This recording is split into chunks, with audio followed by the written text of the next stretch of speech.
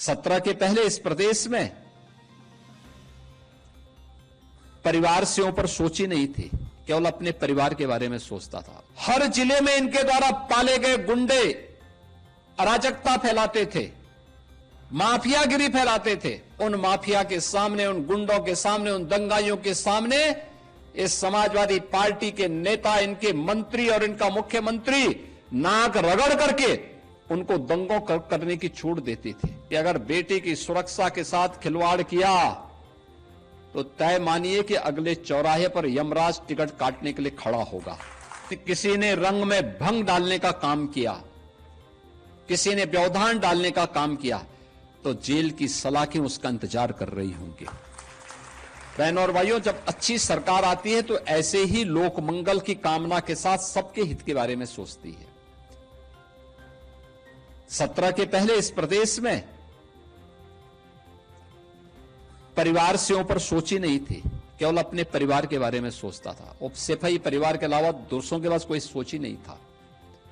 घूम फिर करके सब वही चाचा भतीजा और महाभारत के सभी रिश्ते उसमें आते थे। और एक ही परिवार के सारे लोग उसमें लाभ लेते थे, लूट लेते थे, डकैती डाल देते थे।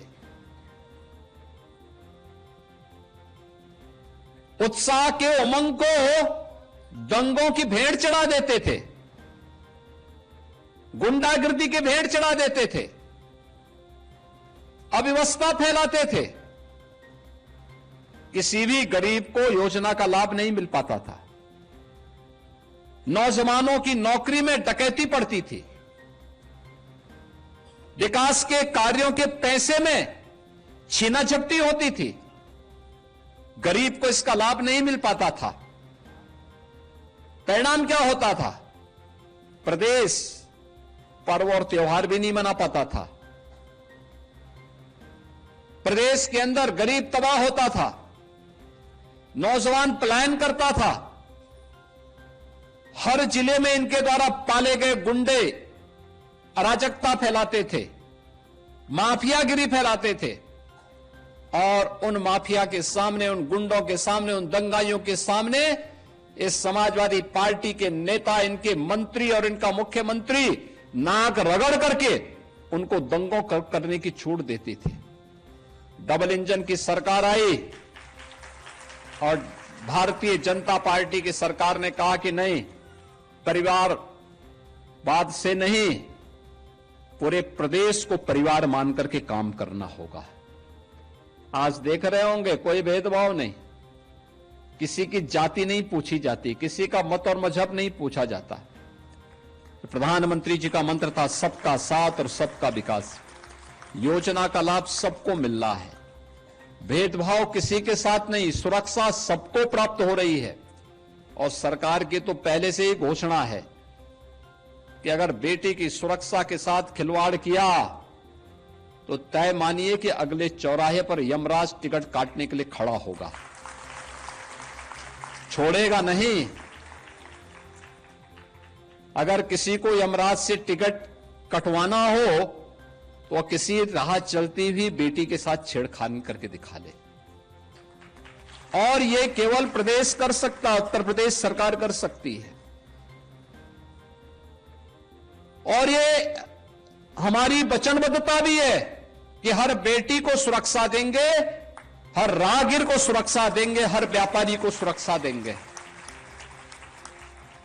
हर नौजवान के हाथ को काम देंगे, हर गरीब को उसका हक देंगे, हर वंचित के साथ सरकार खड़ी होगी, हर दलित के साथ सरकार खड़ी होगी, उसके साथ कोई अन्याय नहीं होने देंगे।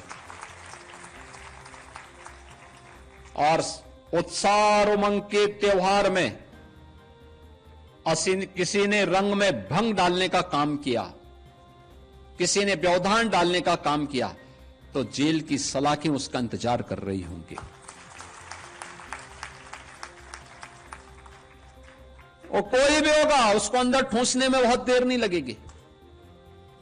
और इसीलिए बहनों भाइयों, पर्व और त्योहार शांतिपूर्ण तरीके से, उत्साहपूर्ण तरीके से, सौहार्दपूर्ण तरीके से एक दूसरे को बधाई देते हुए हमें मनाने चाहिए। और मुझे प्रसन्नता है कि गत 8-8.5 वर्ष के अंदर जो भी पर्व और त्योहार उत्तर प्रदेश में आयोजित हुए, सारे के सारे समुदाय के, होली हो, दीपावली हो, विजयादशमी हो, जन्माष्टमी हो, रामनवमी हो, रक्षाबंधन हो, ईद हो, क्रिसमस हो, गुरु पर्व हो, सारे पर्व और त्योहार शांतिपूर्ण तरीके से, उत्साहपूर्ण तरीके से, उमंगपूर्ण तरीके से आयोजित होते हैं।